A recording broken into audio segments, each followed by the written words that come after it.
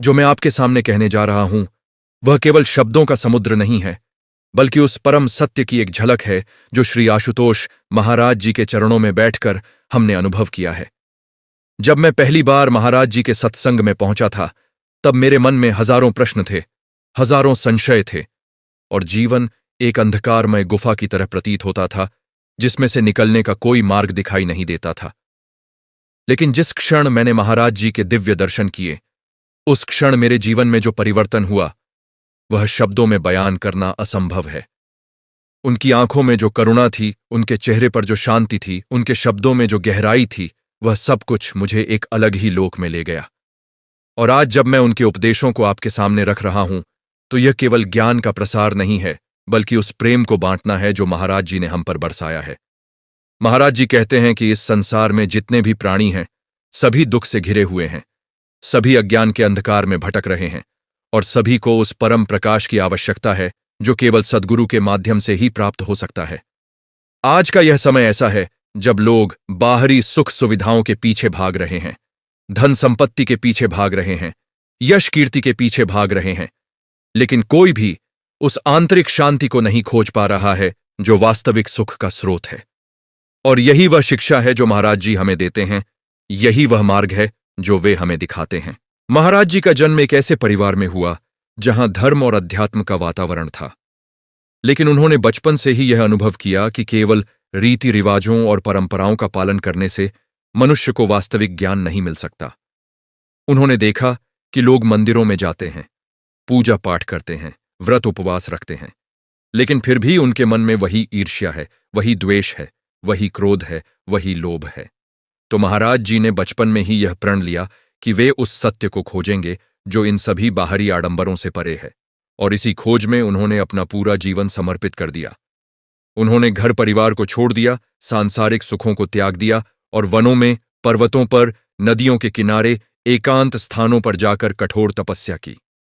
वे दिन रात ध्यान में लीन रहते थे। उन्होंने अपने शरीर को इतनी कठोर साधना में डाला कि कई बार ऐसा लगता था कि शायद यह शरीर बचेगा भी या नहीं। लेकिन महाराज जी का संकल्प इतना दृढ़ था, उनकी जिज्ञासा इतनी प्रबल थी, उनकी खोज इतनी गहरी थी कि किसी भी कठिनाई ने उन्हें रोका नहीं। और फिर एक दिन जब वे एक वृक्ष के नीचे बैठकर ध्यान कर रहे थे, उस क्षण उन्हें वह परम ज्ञान प्राप्त हुआ जिसे हम ब्रह्म ज्ञान कहते हैं, जिसे हम आत्मज्ञान कहते हैं, जिसे हम परम सत्य कहते हैं। उस क्षण उन्हें यह अनुभव हुआ कि यह जो मैं हूं, यह केवल यह शरीर नहीं है, यह केवल यह मन नहीं है, बल्कि मैं वह शाश्वत आत्मा हूं जो कभी जन्म नहीं लेती, कभी मरती नहीं है, जो सदा सर्वदा विद्यमान है। और यह जो संसार है, यह जो दुख है, यह सब हमारे अज्ञान के कारण है, हमारी अविद्या के कारण है, हमारे भ्रम के कारण है। महाराज जी कहते हैं कि इस संसार में 4 आर्य सत्य हैं जिन्हें समझना अत्यंत आवश्यक है। पहला सत्य यह है कि जीवन में दुख है, जन्म दुख है, बुढ़ापा दुख है, बीमारी दुख है, मृत्यु दुख है, प्रिय से बिछड़ना दुख है, अप्रिय के साथ रहना दुख है, जो चाहते हैं वह न मिलना दुख है। यह पहला सत्य है जिसे महाराज जी ने इस संसार को बताया। और जब हम इस सत्य पर गहराई से विचार करते हैं तो हमें समझ आता है कि यह कितना सत्य है। हम देखते हैं कि एक शिशु जन्म लेते ही रोता है क्योंकि यह संसार में आना ही एक पीड़ा है। फिर वह बड़ा होता है, जवान होता है, और इस दौरान कितने दुख झेलता है, कितनी इच्छाएं उसकी पूरी नहीं होती, कितनी आशाएं टूटती हैं, कितने सपने बिखरते हैं। फिर वह बूढ़ा होता है, उसका शरीर कमजोर हो जाता है, उसकी इंद्रियां शिथिल हो जाती हैं, उसे दूसरों पर निर्भर रहना पड़ता है, और अंत में मृत्यु आती है, जो सबसे बड़ा दुख है, क्योंकि मनुष्य नहीं चाहता कि उसका अंत हो, लेकिन मृत्यु अटल है, वह सबको आती है। तो यह पहला सत्य है जो महाराज जी ने हमें सिखाया कि इस जीवन में दुख है, और इस दुख से कोई बच नहीं सकता जब तक वह इसके मूल कारण को नहीं समझता। और यह मूल कारण ही दूसरा आर्य सत्य है। महाराज जी कहते हैं कि दुख का कारण तृष्णा है, कामना है, इच्छा है, आसक्ति है। मनुष्य सदैव कुछ न कुछ चाहता रहता है, उसकी इच्छाएं कभी समाप्त नहीं होती। एक इच्छा पूरी होती है तो 10 नई इच्छाएं जन्म ले लेती हैं। यह तृष्णा ही है जो मनुष्य को बार बार जन्म लेने पर मजबूर करती है। यह तृष्णा ही है जो उसे संसार के चक्र में फंसाए रखती है।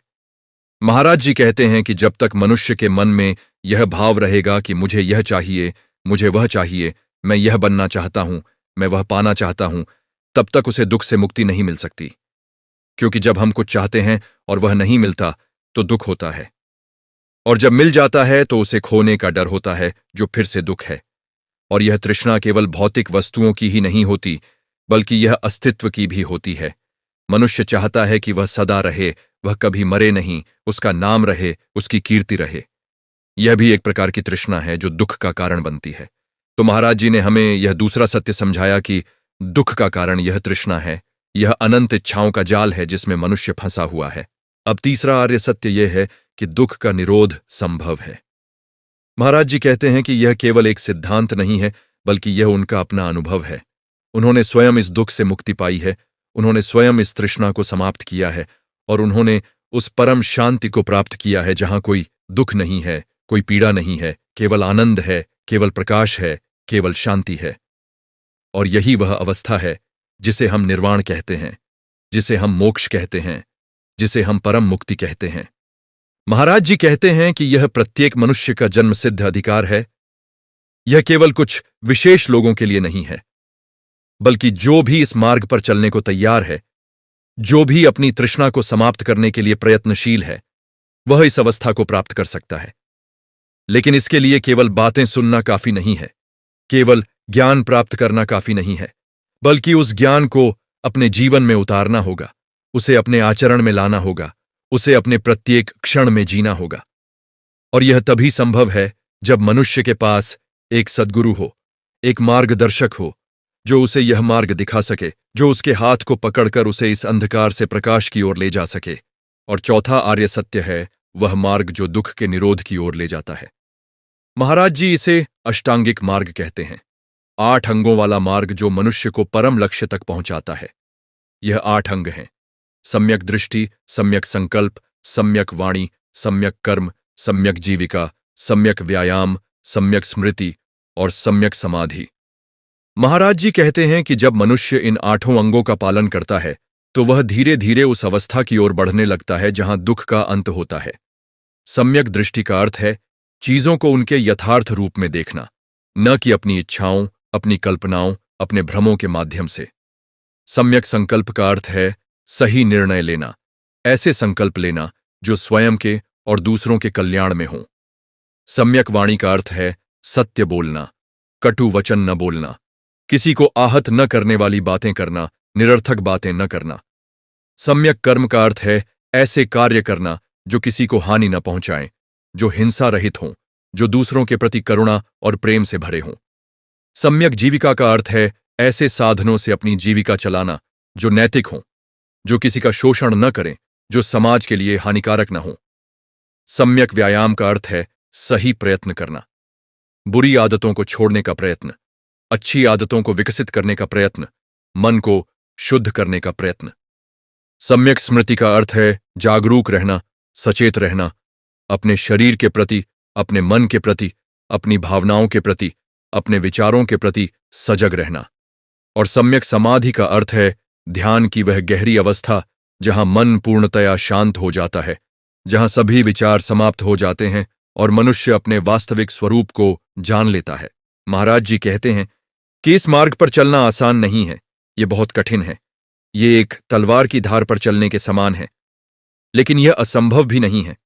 जो दृढ़ संकल्प वाला है, जो सच्ची जिज्ञासा रखता है, जो अपने गुरु में पूर्ण श्रद्धा रखता है, वह इस मार्ग पर अवश्य सफल होता है। और यहां गुरु की भूमिका अत्यंत महत्वपूर्ण है। महाराज जी कहते हैं कि गुरु वह है जो तुम्हें अंधकार से प्रकाश की ओर ले जाता है, जो तुम्हारी आंखें खोल देता है, जो तुम्हें वह दिखा देता है जो तुमने कभी नहीं देखा। गुरु वह है जो तुम्हारे भीतर छिपे हुए प्रकाश को जगा देता है, जो तुम्हें तुम्हारी वास्तविक शक्ति से परिचित करा देता है। लेकिन गुरु केवल मार्ग दिखा सकता है, चलना तो शिष्य को ही है। गुरु केवल दरवाजा दिखा सकता है, उससे प्रवेश करना तो शिष्य को ही है। गुरु केवल औषधि दे सकता है, उसे खाना तो रोगी को ही है। इसलिए महाराज जी कहते हैं कि शिष्य का सबसे बड़ा गुण है समर्पण, पूर्ण समर्पण।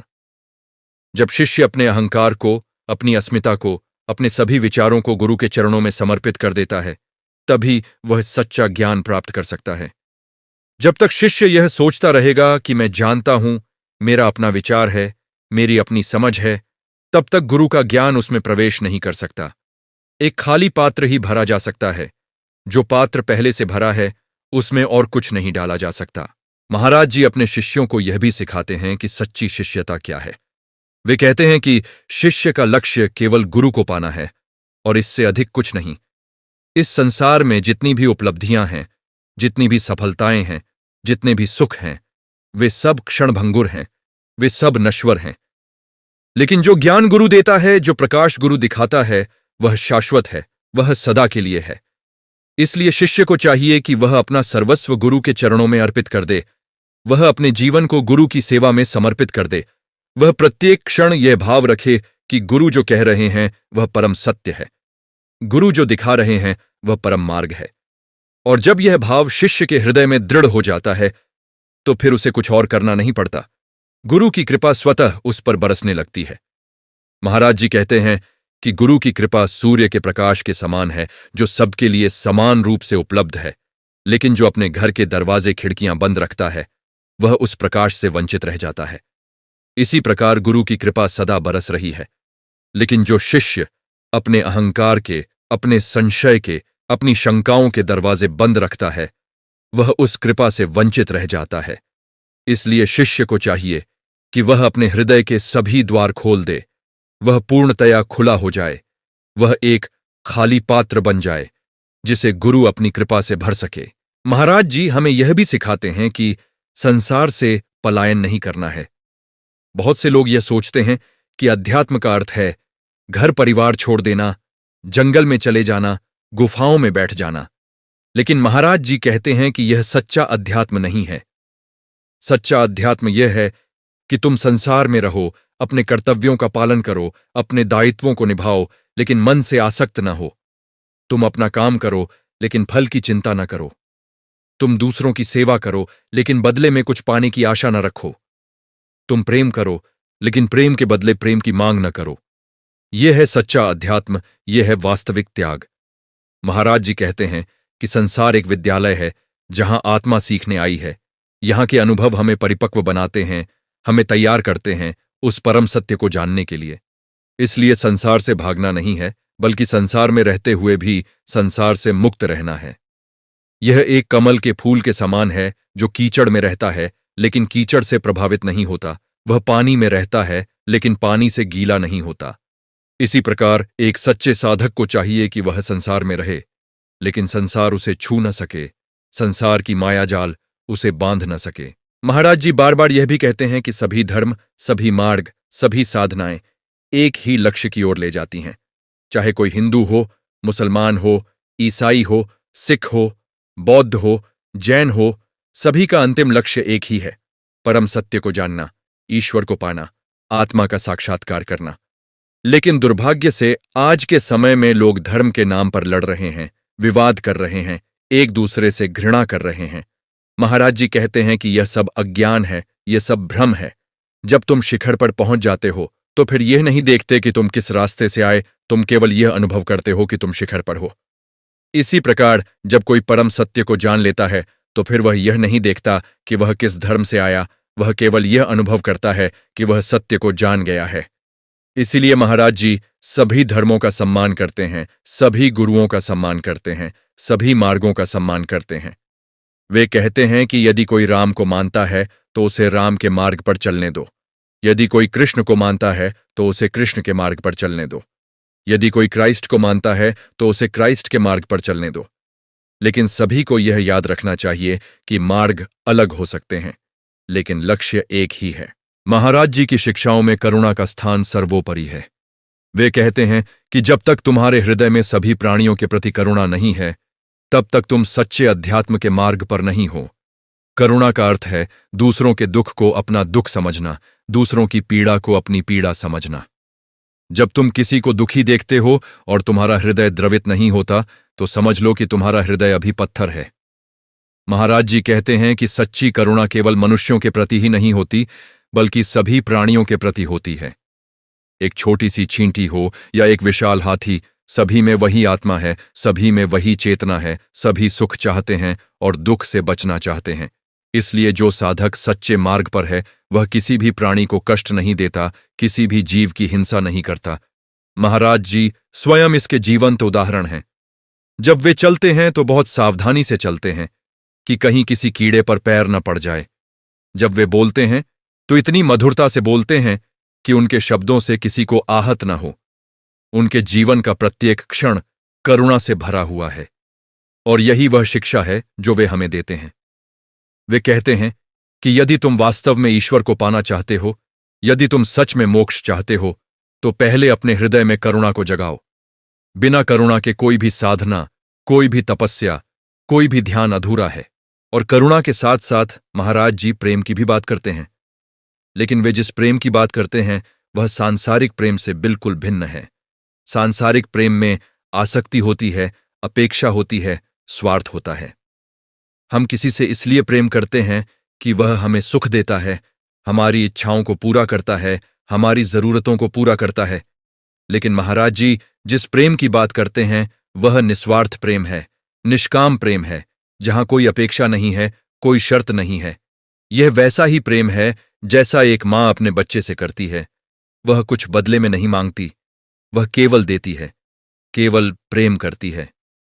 और यह प्रेम केवल अपनों के लिए ही नहीं होना चाहिए, बल्कि सभी के लिए होना चाहिए, यहां तक कि अपने शत्रुओं के लिए भी।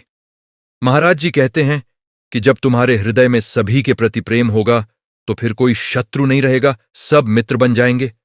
क्योंकि शत्रुता हमारे मन में होती है, वास्तव में कोई किसी का शत्रु नहीं है। हम अपने अज्ञान के कारण, अपने भ्रम के कारण, अपने अहंकार के कारण दूसरों को शत्रु मान लेते हैं। लेकिन जब ज्ञान का प्रकाश होता है तो यह सब भ्रम समाप्त हो जाता है और केवल प्रेम रह जाता है। महाराज जी अपने उपदेशों में बार बार मध्य मार्ग की बात करते हैं।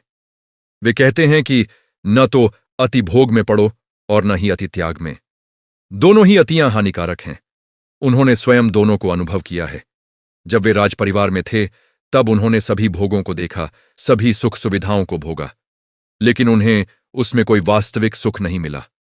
फिर जब वे तपस्या करने गए तो उन्होंने अपने शरीर को इतना कष्ट दिया कि वे मृत्यु के द्वार तक पहुंच गए। लेकिन उस अति तप से भी उन्हें ज्ञान नहीं मिला और तब उन्हें यह समझ आया कि सत्य मध्य में है, संतुलन में है।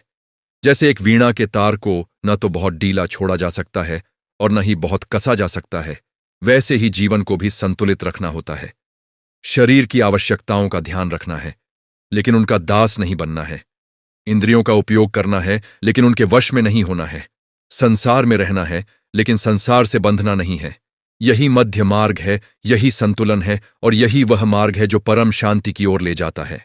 महाराज जी की शिक्षाओं में ध्यान का बहुत महत्वपूर्ण स्थान है। वे कहते हैं कि ध्यान वह साधन है जिससे मनुष्य अपने वास्तविक स्वरूप को जान सकता है। हमारा मन सदैव भटकता रहता है, कभी अतीत में तो कभी भविष्य में, कभी यहां तो कभी वहां। हम कभी वर्तमान में नहीं रहते और यही हमारे सभी दुखों का मूल कारण है। ध्यान वह विधि है जिससे हम अपने मन को वर्तमान में स्थिर कर सकते हैं, जिससे हम अपने विचारों को शांत कर सकते हैं, जिससे हम अपने भीतर उतर सकते हैं। महाराज जी विभिन्न प्रकार के ध्यान की विधियां सिखाते हैं। कभी वे श्वास पर ध्यान केंद्रित करने को कहते हैं, क्योंकि श्वास वह है जो सदा वर्तमान में होती है, जो हमें वर्तमान क्षण से जोड़ती है। जब तुम अपनी श्वास पर ध्यान देते हो तो धीरे धीरे तुम्हारे विचार शांत होने लगते हैं, तुम्हारा मन स्थिर होने लगता है। कभी वे शरीर की संवेदनाओं पर ध्यान देने को कहते हैं कि अपने शरीर के प्रत्येक अंग को अनुभव करो, उसकी संवेदनाओं को देखो, लेकिन उनमें उलझो नहीं, केवल साक्षी बनकर देखते रहो। कभी वे विचारों को देखने की बात करते हैं कि अपने विचारों को आते जाते देखो, लेकिन उनमें बह मत जाओ, उनसे तादात्म्य मत करो, केवल एक दृष्टा बनकर उन्हें देखते रहो। और जब तुम इस प्रकार ध्यान करते हो, रोज करते हो, नियमित रूप से करते हो, तो एक दिन ऐसा आता है जब सभी विचार समाप्त हो जाते हैं, एक गहरी शांति उतरती है और उस शांति में तुम्हें अपने वास्तविक स्वरूप का अनुभव होता है। तुम्हें यह समझ आता है कि मैं न यह शरीर हूं, न यह मन हूं, मैं वह चेतना हूं जो इन सब को देख रही है, जो इन सब का साक्षी है। महाराज जी यह भी कहते हैं कि केवल ध्यान करने से काम नहीं चलेगा, बल्कि जीवन के प्रत्येक क्षण में सजग रहना होगा। जब तुम खाना खा रहे हो तो पूरी तरह खाने में रहो। उस समय किसी और चीज के बारे में मत सोचो। जब तुम चल रहे हो तो अपने चलने के प्रति सजग रहो। अपने प्रत्येक कदम को अनुभव करो। जब तुम काम कर रहे हो तो पूरी तरह काम में डूब जाओ। उस समय अन्य किसी चीज की चिंता मत करो। इसे ही महाराज जी सम्यक स्मृति कहते हैं। यही सजगता है, यही होश है। और जब तुम इस प्रकार होशपूर्वक जीते हो तो तुम्हारा पूरा जीवन ही ध्यान बन जाता है। तब केवल कुछ घंटे बैठकर ध्यान करना ही ध्यान नहीं रहता, बल्कि तुम्हारा उठना, बैठना, चलना, बोलना सब कुछ ध्यानपूर्ण हो जाता है। और यही वह अवस्था है जहां तुम सदा शांत रहते हो, सदा प्रसन्न रहते हो, चाहे बाहर कुछ भी हो रहा हो। महाराज जी हमें यह भी सिखाते हैं कि अतीत में मत जियो और भविष्य की चिंता मत करो। अतीत जा चुका है, वह अब केवल स्मृति है, उसे तुम बदल नहीं सकते। और भविष्य अभी आया नहीं है, वह केवल कल्पना है, उसके बारे में तुम कुछ नहीं जानते। जो है वह केवल यह क्षण है, यह वर्तमान है। और यदि तुम इस वर्तमान को पूरी तरह जी लो तो न तो तुम्हें अतीत का कोई पछतावा होगा और न ही भविष्य की कोई चिंता होगी। लेकिन हम क्या करते हैं? हम अतीत की गलतियों के बारे में सोचते रहते हैं, अतीत के दुखों को बार बार याद करते रहते हैं और इस प्रकार वर्तमान को भी दुखी बना लेते हैं। या फिर हम भविष्य के बारे में चिंता करते रहते हैं कि कल क्या होगा, आगे क्या होगा, और इस चिंता में वर्तमान को खो देते हैं। महाराज जी कहते हैं कि यदि तुम वर्तमान में जीना सीख जाओ तो तुम्हारा भविष्य स्वतः सुंदर हो जाएगा, क्योंकि भविष्य वर्तमान से ही बनता है। और यदि तुम्हारा वर्तमान सुंदर है, सजग है, तो तुम्हारा भविष्य भी वैसा ही होगा। महाराज जी की शिक्षाओं में क्षमा का भी बहुत महत्व है। वे कहते हैं कि क्रोध और द्वेष को मन में रखना अपने हाथ में जलते हुए अंगारे को पकड़े रखने के समान है, जिससे तुम्हारा ही हाथ जलता है। जब तुम किसी से क्रोध करते हो, किसी से द्वेष रखते हो, तो सबसे पहले तुम्हारा ही नुकसान होता है, तुम्हारा ही मन अशांत होता है, तुम्हारी ही शांति भंग होती है। इसलिए महाराज जी कहते हैं कि यदि किसी ने तुम्हारे साथ बुरा किया है, यदि किसी ने तुम्हें आहत किया है, तो उसे क्षमा कर दो। ये क्षमा तुम उस व्यक्ति के लिए नहीं करते, बल्कि अपने लिए करते हो, अपनी शांति के लिए करते हो। जब तुम क्षमा कर देते हो तो तुम्हारे मन से वह बोझ उतर जाता है, वह बंधन टूट जाता है जो तुम्हें उस व्यक्ति से बांधे हुए था। और यह क्षमा केवल दूसरों को ही नहीं, बल्कि स्वयं को भी करनी चाहिए। बहुत बार हम अपनी गलतियों के लिए स्वयं को दोषी मानते रहते हैं, स्वयं को सजा देते रहते हैं। लेकिन महाराज जी कहते हैं कि यह भी एक प्रकार का क्रोध है, स्वयं के प्रति क्रोध। इससे भी मुक्त होना होगा। तुमने जो गलती की है उससे सीखो, लेकिन फिर उसे छोड़ दो, स्वयं को क्षमा कर दो और आगे बढ़ो। महाराज जी का जीवन स्वयं एक महान शिक्षा है। उन्होंने जो कुछ कहा है उसे जिया भी है। वे केवल उपदेश नहीं देते, बल्कि अपने जीवन से उदाहरण प्रस्तुत करते हैं। जब हम उनके पास जाते हैं तो हमें उनमें एक अद्भुत शांति दिखाई देती है, एक गहरा संतोष दिखाई देता है। उनके चेहरे पर सदा एक मुस्कान रहती है, उनकी आंखों में करुणा झलकती है। वे कभी किसी से ऊंची आवाज में नहीं बोलते, कभी किसी को नीचा नहीं दिखाते, सबसे समान भाव से मिलते हैं, चाहे वह राजा हो या रंग हो, विद्वान हो या अज्ञानी हो। उनके लिए सभी समान हैं, क्योंकि वे सभी में उसी एक आत्मा को देखते हैं। जब कोई उनके पास आता है तो वे पूरी तरह उसके लिए उपलब्ध होते हैं, वे पूरी तरह उसकी बात सुनते हैं और फिर बहुत प्रेम से, बहुत करुणा से उसे मार्ग दिखाते हैं। कभी वे किसी को कुछ थोपते नहीं, बल्कि उसे स्वयं समझने का अवसर देते हैं। वे कहते हैं कि मैं तुम्हें केवल मार्ग दिखा सकता हूं, चलना तो तुम्हें ही है, निर्णय तो तुम्हें ही लेना है। महाराज जी अपने शिष्यों को यह भी सिखाते हैं कि जीवन में कठिनाइयां आएंगी, परीक्षाएं आएंगी, लेकिन इनसे घबराना नहीं है। ये कठिनाइयां वास्तव में तुम्हें मजबूत बनाने के लिए आती हैं, तुम्हारी परीक्षा लेने के लिए आती है कि तुम्हारी श्रद्धा कितनी दृढ़ है, तुम्हारा विश्वास कितना गहरा है।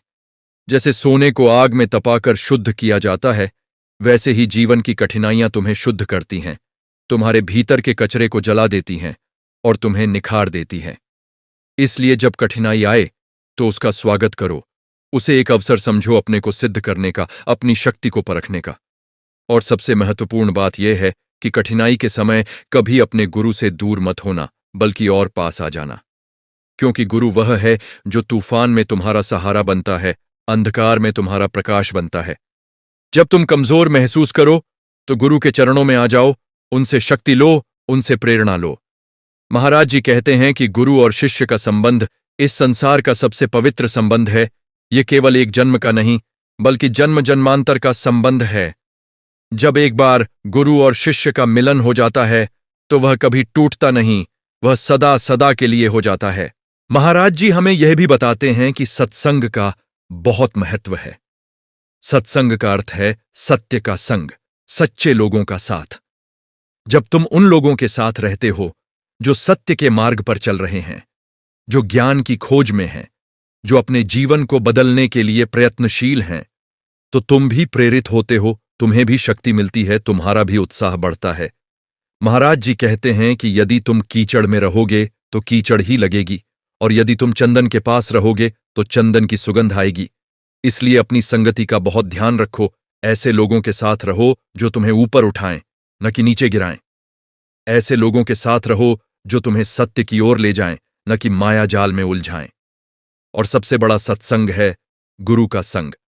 जितना हो सके गुरु के पास रहो, गुरु के उपदेशों को सुनो, गुरु की सेवा करो, क्योंकि गुरु के साथ रहने से, गुरु को देखने से, गुरु की बातें सुनने से ही तुम्हारा जीवन बदलता है, तुम्हारी चेतना ऊपर उठती है। महाराज जी अपने शिष्यों को सेवा की भी बहुत शिक्षा देते हैं। वे कहते हैं कि सेवा करो, लेकिन बिना किसी अपेक्षा के। जब तुम किसी की सेवा करो तो यह मत सोचो कि बदले में तुम्हें क्या मिलेगा। यह मत सोचो कि लोग तुम्हारी प्रशंसा करेंगे। यह मत सोचो कि इससे तुम्हारा नाम होगा। बस सेवा करो, क्योंकि सेवा करना ही तुम्हारा स्वभाव है, क्योंकि दूसरों की मदद करना ही तुम्हारा धर्म है। महाराज जी कहते हैं कि जब तुम निस्वार्थ भाव से सेवा करते हो तो तुम्हारा अहंकार घटता है, तुम्हारा अहम पिघलता है, क्योंकि सेवा में तुम स्वयं को भूल जाते हो, तुम दूसरे के लिए हो जाते हो। और यही तो साधना है, स्वयं को भूलना, अपने अहंकार को मिटाना। महाराज जी स्वयं सेवा के साक्षात उदाहरण हैं। वे दिन रात लोगों की सेवा में लगे रहते हैं, लोगों के दुख दूर करते हैं, लोगों को मार्ग दिखाते हैं, लेकिन कभी कुछ अपेक्षा नहीं करते, कभी कुछ मांगते नहीं। वे तो केवल देते हैं, बस देते ही रहते हैं। महाराज जी हमें यह भी सिखाते हैं कि संतोष क्या है। वे कहते हैं कि संतोष सबसे बड़ा धन है। जिसके पास संतोष है उसके पास सब कुछ है, और जिसके पास संतोष नहीं है उसके पास कुछ भी नहीं है, चाहे उसके पास कितनी ही संपत्ति क्यों ना हो। संतोष का अर्थ यह नहीं है कि तुम प्रयत्न करना बंद कर दो, आलसी हो जाओ। नहीं, संतोष का अर्थ है कि जो तुम्हारे पास है उसमें प्रसन्न रहो, और जो नहीं है उसके लिए दुखी मत हो। अपना कर्म करो, अपना प्रयत्न करो, लेकिन फल की चिंता मत करो। जो मिलेगा उसे प्रसन्नता से स्वीकार करो, और जो नहीं मिलेगा उसके लिए रो मत। महाराज जी कहते हैं कि असंतोष ही सभी दुखों का मूल है। मनुष्य कभी संतुष्ट नहीं होता, सदा कुछ न कुछ और चाहता है। आज उसे एक घर चाहिए, जब वह मिल जाता है तो 2 घर चाहिए। आज उसे 1 करोड़ चाहिए, जब वह मिल जाता है तो 10 करोड़ चाहिए। यह सिलसिला कभी समाप्त नहीं होता, और मनुष्य जीवन भर दौड़ता रहता है, लेकिन कहीं नहीं पहुंचता। इसलिए महाराज जी कहते हैं कि रुक जाओ, ठहर जाओ, देखो तुम्हारे पास पहले से क्या है, और तुम पाओगे कि तुम्हारे पास बहुत कुछ है जिसके लिए तुम्हें कृतज्ञ होना चाहिए। तुम्हारे पास यह जीवन है, यह शरीर है, यह सांस है, यह मन है, यह बुद्धि है, यह चेतना है। यह सब कितना बड़ा धन है। और सबसे बड़ी बात, तुम्हें गुरु मिल गए हैं जो तुम्हें मार्ग दिखा रहे हैं। इससे बड़ा सौभाग्य और क्या हो सकता है। महाराज जी अपने शिष्यों को विनम्रता की भी बहुत शिक्षा देते हैं। वे कहते हैं कि विनम्रता सबसे बड़ा गुण है। जितना बड़ा वृक्ष होता है वह उतना ही झुकता है। जो फल से भरा हुआ होता है वह नीचे की ओर झुक जाता है। इसी प्रकार जो ज्ञान से भरा होता है वह विनम्र होता है, लेकिन जो अज्ञानी होता है वह अहंकारी होता है। अज्ञानी सोचता है कि मैं बहुत जानता हूं, मैं बहुत समझदार हूं, लेकिन ज्ञानी जानता है कि जितना मैंने जाना है उससे कहीं अधिक जानने को बाकी है। यह तो ज्ञान का सागर है, और मैंने तो केवल कुछ बूंदें ही पी हैं। इसलिए वह विनम्र रहता है, नम्र रहता है। महाराज जी स्वयं इतने विनम्र हैं कि कोई विश्वास नहीं कर सकता। जब कोई उनके पास आता है तो वे उसे इस प्रकार सम्मान देते हैं जैसे वह कोई बहुत बड़ा व्यक्ति हो। वे कभी यह नहीं कहते कि मैं तुमसे बड़ा हूं, मैं तुमसे अधिक जानता हूं, बल्कि वे सदा यह भाव रखते हैं कि मैं तुम्हारा सेवक हूं, मैं तुम्हारी सेवा करने के लिए यहां हूं। और यही उनकी महानता है, यही उनका वैभव है। वे हमें सिखाते हैं कि अहंकार को त्यागो, क्योंकि अहंकार ही सबसे बड़ी बाधा है परमात्मा को पाने में। जब तक तुम यह सोचते रहोगे कि मैं हूं, तब तक वह नहीं आ सकता। जब तुम मिट जाते हो, जब तुम्हारा अहंकार समाप्त हो जाता है, तभी वह प्रकट होता है। महाराज जी कहते हैं कि यह ऐसा है जैसे एक कमरे में अंधकार भरा हो और तुम प्रकाश लाना चाहते हो। तुम्हें अंधकार को बाहर नहीं निकालना है, बल्कि केवल दीपक जलाना है, और अंधकार स्वतः चला जाता है। इसी प्रकार तुम्हें अहंकार को हटाने के लिए संघर्ष नहीं करना है, बल्कि केवल विनम्रता को, प्रेम को, करुणा को जगाना है, और अहंकार स्वतः विदा हो जाएगा। महाराज जी हमें धैर्य की भी शिक्षा देते हैं। वे कहते हैं कि अध्यात्म की यात्रा एक लंबी यात्रा है, इसमें जल्दबाजी नहीं चलती। जैसे एक बीज को वृक्ष बनने में समय लगता है, वैसे ही आत्मिक विकास में भी समय लगता है। तुम आज ध्यान करोगे और कल ज्ञान प्राप्त हो जाएगा, यह संभव नहीं है। तुम्हें निरंतर अभ्यास करना होगा, निरंतर साधना करनी होगी और धैर्य रखना होगा। कभी निराश मत होना, कभी यह मत सोचना कि मैं कुछ प्राप्त नहीं कर पा रहा हूं। महाराज जी कहते हैं कि हर दिन जो तुम ध्यान करते हो, हर क्षण जो तुम सजग रहते हो, वह तुम्हें परम लक्ष्य के और करीब ले जा रहा है। भले ही तुम्हें दिखाई न दे, लेकिन भीतर परिवर्तन हो रहा है, भीतर शुद्धि हो रही है। जैसे पानी को गर्म करते हो तो वह तुरंत नहीं उबलता, लेकिन धीरे धीरे उसका तापमान बढ़ता रहता है, और फिर एक बिंदु आता है जब वह उबलने लगता है। इसी प्रकार तुम्हारी साधना भी तुम्हें धीरे धीरे तैयार कर रही है, और एक दिन वह क्षण आएगा जब तुम्हें अनुभव होगा, जब तुम्हें साक्षात्कार होगा। महाराज जी की शिक्षाओं में एक बहुत महत्वपूर्ण बात यह है कि वे कहते हैं कि सत्य को शब्दों में नहीं बांधा जा सकता। जितना भी कहा जाए, जितने भी शास्त्र लिखे जाएं, वे सब सत्य की ओर इशारा करते हैं, लेकिन सत्य स्वयं नहीं है। यह ऐसा है जैसे चंद्रमा की ओर इशारा करने के लिए तुम अपनी उंगली उठाते हो, लेकिन उंगली चंद्रमा नहीं है। इसी प्रकार शब्द, शास्त्र, सिद्धांत, ये सब उस परम सत्य की ओर इशारा करते हैं, लेकिन वे स्वयं सत्य नहीं हैं। सत्य तो अनुभव किया जाता है, जिया जाता है, शब्दों में नहीं कहा जा सकता। इसलिए महाराज जी कहते हैं कि केवल किताबें पढ़ने से काम नहीं चलेगा, केवल उपदेश सुनने से काम नहीं चलेगा। तुम्हें स्वयं अनुभव करना होगा, तुम्हें स्वयं उस सत्य को जानना होगा, और यह तभी संभव है जब तुम साधना करो, जब तुम ध्यान करो, जब तुम अपने भीतर उतरो। महाराज जी कहते हैं कि मैं तुम्हें बता सकता हूं कि शहद मीठा होता है, लेकिन जब तक तुम स्वयं शहद नहीं चखोगे, तब तक तुम उसकी मिठास को नहीं जान सकते। इसी प्रकार मैं तुम्हें बता सकता हूं कि आत्मा क्या है, परमात्मा क्या है, निर्वाण क्या है, लेकिन जब तक तुम स्वयं उसका अनुभव नहीं करोगे, तब तक यह केवल शब्द ही रहेगा। महाराज जी अपने उपदेशों में अनित्यता की भी बहुत बात करते हैं। वे कहते हैं कि इस संसार में सब कुछ अनित्य है, परिवर्तनशील है। जो आज है कल नहीं होगा, जो आज नया है कल पुराना हो जाएगा, जो आज जवान है कल बूढ़ा हो जाएगा, जो आज है कल नहीं रहेगा। यह शरीर अनित्य है, यह मन अनित्य है, यह संसार अनित्य है। केवल वह आत्मा नित्य है, शाश्वत है, जो कभी बदलती नहीं। और जब तुम इस अनित्यता को गहराई से समझ लेते हो, तो फिर तुम किसी चीज से चिपकते नहीं। तुम जानते हो कि यह सब कुछ क्षणभंगुर है। महाराज जी कहते हैं कि लोग धन संपत्ति जोड़ते हैं, सोचते हैं कि यह सदा रहेगा, लेकिन एक दिन मृत्यु आती है और सब कुछ यहीं छूट जाता है। लोग रिश्ते बनाते हैं, सोचते हैं कि यह सदा साथ रहेंगे, लेकिन मृत्यु आती है और सब अलग हो जाते हैं। तो फिर क्या है जो सदा रहेगा? केवल तुम्हारी साधना, तुम्हारा ज्ञान, तुम्हारा आत्मिक विकास, यही वह है जो तुम्हारे साथ जाएगा, बाकी सब यहीं रह जाएगा। इसलिए महाराज जी कहते हैं कि अपना समय उन चीजों में व्यतीत करो जो शाश्वत हैं, न कि उन चीजों में जो नश्वर हैं। अपनी ऊर्जा उस खोज में लगाओ जो तुम्हें परम सत्य तक ले जाए, न कि उन चीजों के पीछे भागो जो कल राख हो जाएंगी। महाराज जी हमें यह भी सिखाते हैं कि इस जीवन में हर व्यक्ति तुम्हारा शिक्षक है। हर परिस्थिति तुम्हें कुछ न कुछ सिखाने आती है। जब कोई तुम्हारे साथ अच्छा व्यवहार करता है, तो वह तुम्हें प्रेम सिखा रहा है, और जब कोई तुम्हारे साथ बुरा व्यवहार करता है, तो वह तुम्हें धैर्य सिखा रहा है, क्षमा सिखा रहा है। जब तुम्हारे पास सब कुछ होता है, तो वह तुम्हें कृतज्ञता सिखा रहा है, और जब तुम्हारे पास कुछ नहीं होता, तो वह तुम्हें संतोष सिखा रहा है, त्याग सिखा रहा है। महाराज जी कहते हैं कि जीवन एक विद्यालय है और हर अनुभव एक पाठ है। यदि तुम सजग रहो, यदि तुम खुले मन से देखो तो तुम हर अनुभव से कुछ न कुछ सीख सकते हो। लेकिन अधिकतर लोग क्या करते हैं? वे अच्छे अनुभवों में खो जाते हैं और बुरे अनुभवों से भाग खड़े होते हैं। वे नहीं समझते कि दोनों ही उनके विकास के लिए आवश्यक हैं। महाराज जी कहते हैं कि जैसे एक पत्थर को तराशने के लिए छेनी और हथौड़े की जरूरत होती है, वैसे ही जीवन में कठिनाइयां और सुविधाएं दोनों तुम्हें तराशती हैं, तुम्हें सुंदर बनाती हैं।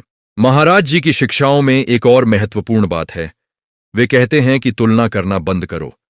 न तो अपनी तुलना दूसरों से करो, न ही दूसरों की तुलना किसी और से करो। हर व्यक्ति अद्वितीय है। हर व्यक्ति का अपना मार्ग है, अपनी गति है। कोई किसी से न तो छोटा है न बड़ा, सभी अपनी अपनी यात्रा पर हैं। जब तुम तुलना करते हो तो या तो तुम्हारे मन में अहंकार आता है कि मैं दूसरे से बेहतर हूं, या फिर हीनता आती है कि मैं दूसरे से कम हूं। दोनों ही गलत हैं, दोनों ही तुम्हें दुख देती हैं। महाराज जी कहते हैं कि तुम बस अपने आप से तुलना करो कि आज तुम कल से बेहतर हो या नहीं, आज तुम कल से अधिक सजग हो या नहीं, आज तुम कल से अधिक शांत हो या नहीं। यही सही तुलना है, यही सही प्रतिस्पर्धा है अपने आप से। महाराज जी कहते हैं कि जब तुम दूसरों से तुलना करना बंद कर देते हो तो तुम्हारे मन में बहुत शांति आती है, बहुत स्वतंत्रता आती है। फिर तुम अपनी गति से चल सकते हो, अपने तरीके से जी सकते हो, और यही वास्तविक स्वतंत्रता है। महाराज जी हमें यह भी सिखाते हैं कि जीवन में संतुलन बनाए रखो। केवल अध्यात्म में ही नहीं डूबे रहो कि तुम अपने सांसारिक दायित्वों को भूल जाओ, और न ही केवल संसार में इतने व्यस्त हो जाओ कि अध्यात्म के लिए समय ही न बचे। दोनों का संतुलन चाहिए। तुम्हें अपने परिवार की देखभाल करनी है, अपने काम को पूरी ईमानदारी से करना है, समाज के प्रति अपने उत्तरदायित्व निभाने हैं, लेकिन साथ ही तुम्हें अपने आत्मिक विकास के लिए भी समय निकालना है। प्रतिदिन कुछ समय ध्यान के लिए निकालो, कुछ समय सत्संग के लिए निकालो, कुछ समय अपने भीतर झांकने के लिए निकालो। महाराज जी कहते हैं कि यदि तुम संतुलन बनाए रखोगे तो तुम्हारा जीवन एक सुंदर राग बन जाएगा, जहां सभी स्वर मिलकर एक मधुर संगीत उत्पन्न करेंगे। महाराज जी अपने शिष्यों को यह भी समझाते हैं कि गुरु की परीक्षा मत लो। बहुत बार शिष्य के मन में संशय आता है, शंका आती है, और वह गुरु की परीक्षा लेना चाहता है। वह सोचता है कि देखूं गुरु सच में जानते हैं या नहीं। लेकिन महाराज जी कहते हैं कि यह बहुत बड़ी भूल है। जब तुमने गुरु को स्वीकार कर लिया है तो फिर संशय का कोई स्थान नहीं रहता। संशय तो तब होता है जब तुम गुरु बनाने से पहले उनको परखते हो, जानते हो, समझते हो।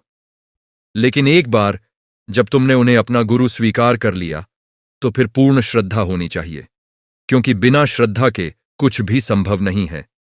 महाराज जी कहते हैं कि श्रद्धा एक ऐसा सेतु है जो शिष्य और गुरु को जोड़ता है। जब यह सेतु मजबूत होता है तो गुरु का ज्ञान आसानी से शिष्य तक पहुंच जाता है। लेकिन जब यह सेतु कमजोर होता है, जब इसमें संशय की दरारें होती हैं, तो ज्ञान का प्रवाह रुक जाता है। इसलिए महाराज जी कहते हैं कि अपनी श्रद्धा को मजबूत करो, अपने विश्वास को दृढ़ करो, और फिर देखो कैसे गुरु की कृपा तुम पर बरसती है। महाराज जी हमें यह भी बताते हैं कि मृत्यु से मत डरो। मृत्यु अंत नहीं है, बल्कि एक नई शुरुआत है। यह शरीर नश्वर है, एक दिन यह समाप्त हो जाएगा, लेकिन आत्मा अमर है, वह कभी मरती नहीं। जैसे तुम पुराने कपड़ों को उतारकर नए कपड़े पहनते हो, वैसे ही आत्मा पुराने शरीर को छोड़कर नया शरीर धारण करती है। इसीलिए मृत्यु से डरने की कोई आवश्यकता नहीं है। लेकिन इसका यह अर्थ नहीं है कि तुम लापरवाह हो जाओ, यह नहीं कि तुम अपने जीवन को व्यर्थ गंवाओ। महाराज जी कहते हैं कि यह मनुष्य जीवन बहुत कीमती है, यह बहुत दुर्लभ है। हजारों जन्मों के बाद यह मनुष्य जीवन मिलता है, इसलिए इसे व्यर्थ मत गंवाओ। इस जीवन का सदुपयोग करो। इस जीवन में अपने वास्तविक स्वरूप को जान लो, इस जीवन में परमात्मा को पालो।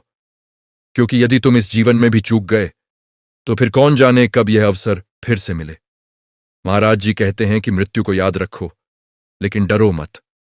मृत्यु को याद रखने से तुम्हें यह समझ आएगा कि समय सीमित है और तुम्हें अपने जीवन का सदुपयोग करना है। लेकिन मृत्यु से डरने की जरूरत नहीं, क्योंकि जो साधक सच्चे मार्ग पर है, जो गुरु की शरण में है, उसके लिए मृत्यु भी एक सुंदर अनुभव बन जाती है, वह भी एक उत्सव बन जाती है। महाराज जी की शिक्षाओं में कर्म का सिद्धांत भी बहुत महत्वपूर्ण है। वे कहते हैं कि जो तुम बोओगे वही काटोगे, यह प्रकृति का नियम है। यदि तुम अच्छे कर्म करोगे तो अच्छे फल मिलेंगे, और यदि बुरे कर्म करोगे तो बुरे फल मिलेंगे। कोई भी कर्म व्यर्थ नहीं जाता, सभी का फल मिलता है, चाहे इस जन्म में मिले या अगले जन्म में। इसलिए महाराज जी कहते हैं कि सदा अच्छे कर्म करो, सदा सही मार्ग पर चलो। यह मत सोचो कि कोई देख नहीं रहा है तो मैं बुरा कर सकता हूं। तुम्हारा अपना विवेक देख रहा है, तुम्हारी अपनी आत्मा देख रही है, और सबसे बड़ी बात, परमात्मा देख रहा है। कोई भी कर्म छिपा नहीं रहता, सब कुछ दर्ज हो रहा है और उसका फल अवश्य मिलेगा। लेकिन महाराज जी यह भी कहते हैं कि पिछले कर्मों के फल को भोगना तो पड़ेगा, लेकिन नए बुरे कर्म मत करो। और सबसे महत्वपूर्ण, ध्यान और साधना के माध्यम से तुम अपने कर्मों के बंधन से मुक्त हो सकते हो। जब तुम गुरु की शरण में आ जाते हो, जब तुम सच्चे मार्ग पर चलने लगते हो, तो गुरु की कृपा से तुम्हारे बहुत से पुराने कर्म भी समाप्त हो जाते हैं, उनका प्रभाव कम हो जाता है। महाराज जी अपने शिष्यों को यह भी सिखाते हैं कि मौन का बहुत महत्व है। वे कहते हैं कि कभी कभी मौन रहना भी बहुत जरूरी है। हम दिन भर बोलते रहते हैं, विचार करते रहते हैं, मन सदा शोर करता रहता है। लेकिन कभी मौन में बैठो, कभी बिल्कुल चुप हो जाओ, न बाहर से कुछ बोलो, न भीतर विचार करो, और उस मौन में तुम्हें ऐसी शांति का अनुभव होगा जो शब्दों में व्यक्त नहीं की जा सकती। महाराज जी स्वयं कभी कभी मौन में रहते हैं, कई दिनों तक कुछ नहीं बोलते, और जब वे मौन तोड़ते हैं तो उनके शब्दों में एक अद्भुत शक्ति होती है, एक गहराई होती है। वे कहते हैं कि मौन में बहुत शक्ति है, मौन में बहुत ज्ञान है। जब तुम मौन होते हो तो तुम परमात्मा की आवाज सुन सकते हो जो शोर में सुनाई नहीं देती।